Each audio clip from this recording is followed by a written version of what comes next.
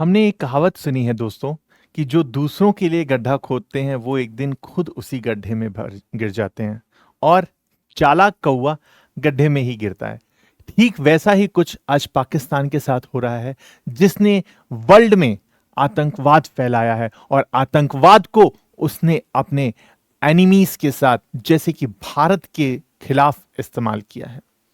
आप सभी इस बात का गवाह हैं कि वक्त बेवक्त, टाइम टू टाइम पाकिस्तान अपने आतंकवादियों की हेल्प से एंड सो कॉल्ड जिहादियों की हेल्प से भारत पर अटैक करता रहता है। और यह वही पाकिस्तान है जिसने अफगानिस्तान की डेमोक्रेटिक गवर्नमेंट को हटाकर वहां पे तालिबान की गवर्नमेंट लेकर आया था। जी हां, 2021 में अफगानिस्तान की डेमोक्रेटिक गवर्नमेंट को हटा दिया गया था और उसकी जगह पे वहां पे तालिबान की सरकार आई थी और उस समय अमेरिका ने वहां से अपनी फोर्सेस हटा ली थी और पाकिस्तान ने तालिबान को पूरी तरह से सपोर्ट किया था। और अभी आप न्यूज में देख रहे होंगे कि तालिबान ने पाकिस्तान की सेना के लगभग 60 से ज्यादा लोगों को मार दिया और उसके बदले में रिटेलिएट करते हुए पाकिस्तान भी यह दावा कर रहा है कि हमने 28-30 तालिबानियों को मार दिया।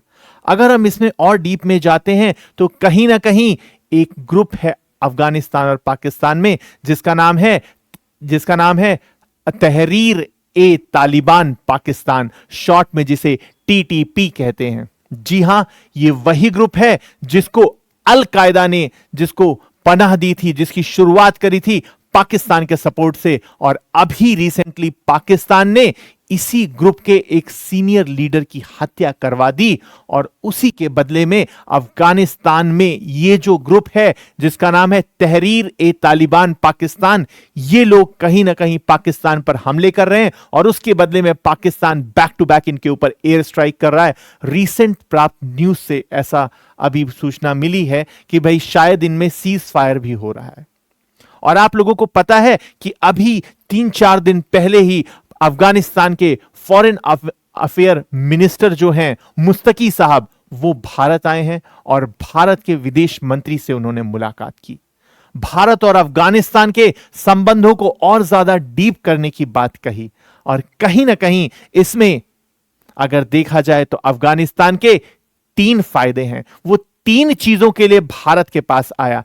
पहला, 2021 में जब से अफगानिस्तान में तालिबान की सरकार आई है, रशिया पहला देश है जिसने अफगानिस्तान की तालिबान सरकार को मान्यता दी है। वहीं अगर बात करें 2021 में भारत ने अपनी एम्बेसी को वहां से अफगानिस्तान से वापस बुला लिया था, अपने एम्बेसडर्स को वापस बुला लिया था, अपने ऑफिशियल्स को वापस बुला लिया था। लेकिन तालिबान को पता है कि यह भारत ही है जो वक्त बेवक्त उनकी सहायता किया करता है। अभी हाल ही में जब अफगानिस्तान में भूकंप आया था तो भारत सबसे पहले अफगानिस्तान की सहायता के लिए आगे आया था। भारत ने राहत सामग्री पहुंचाई थी और अभी हाल ही में 21,000 क्विंटल से ज्यादा गेहूं भारत ने अफगानिस्तान में पहुंचाया है।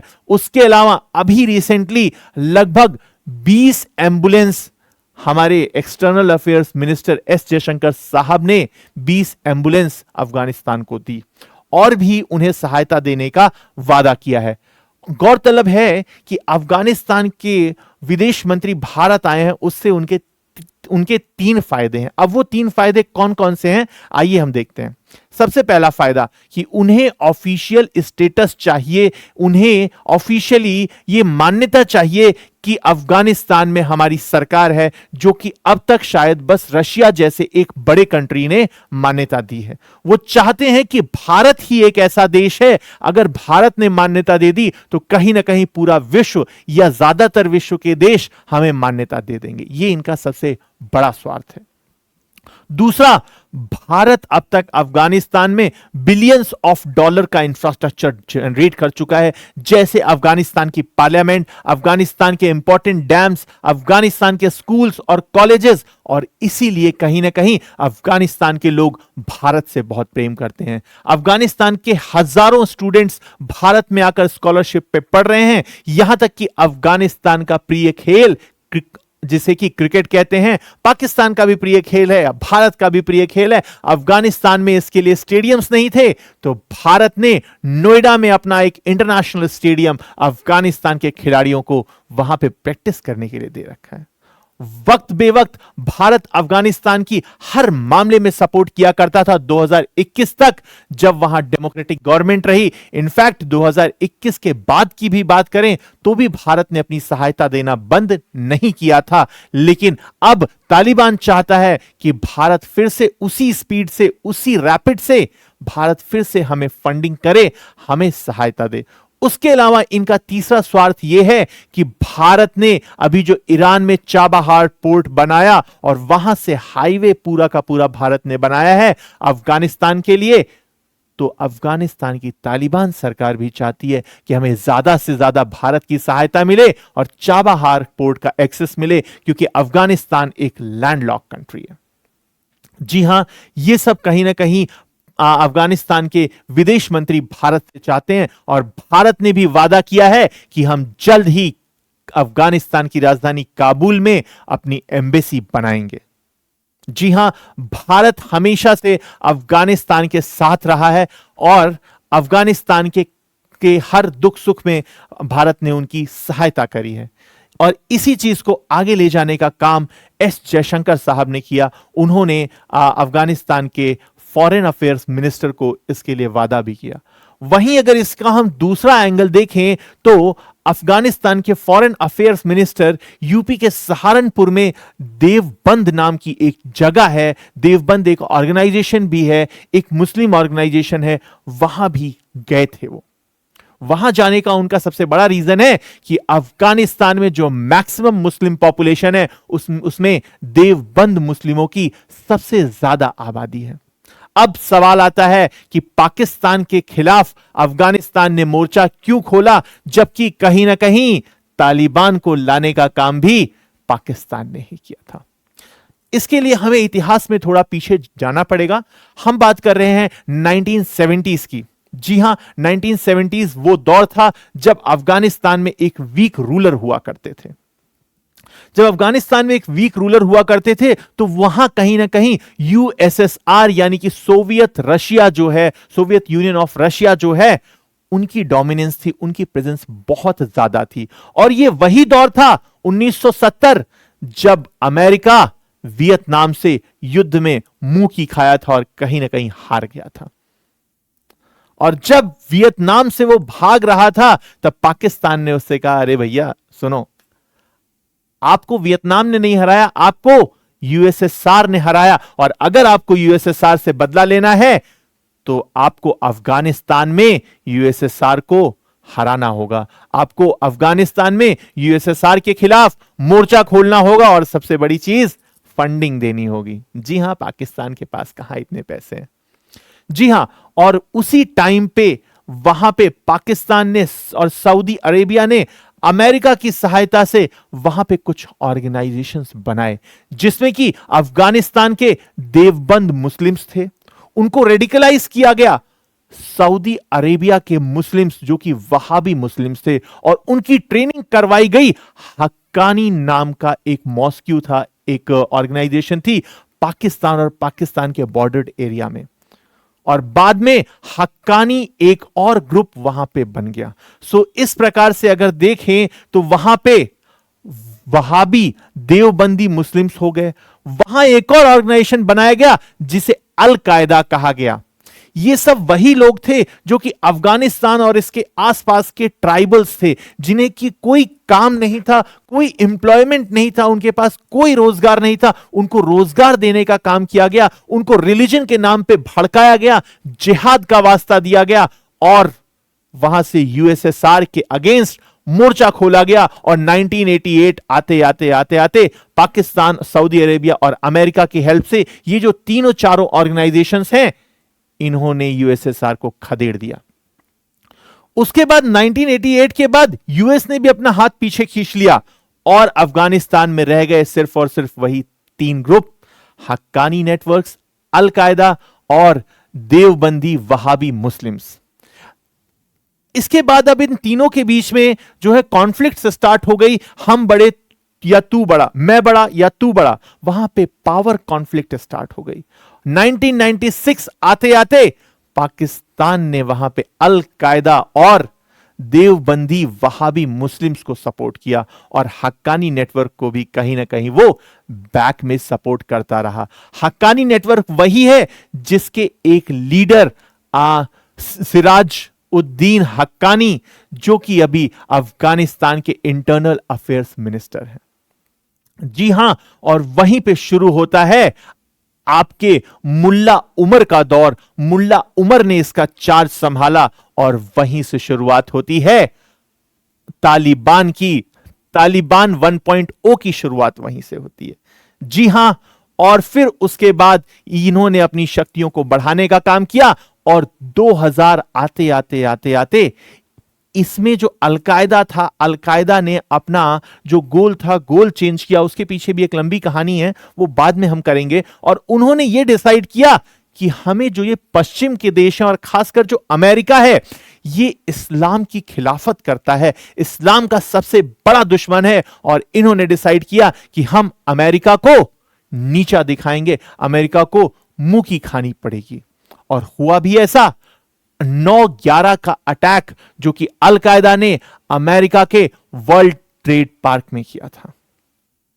जी हां, यह वो दौर था जब सैकड़ों अमेरिका के नागरिक उस हमले में मारे गए थे। और उसके बदले में फिर जब अमेरिका ने आवाज उठाई और अमेरिका ने कहा, अमेरिका के राष्ट्रपति ने इनफैक्ट ओपनली कहा था कि हम अफगानिस्तान को इन्वेड कर लेंगे, अफगानिस्तान पे कब्जा कर लेंगे।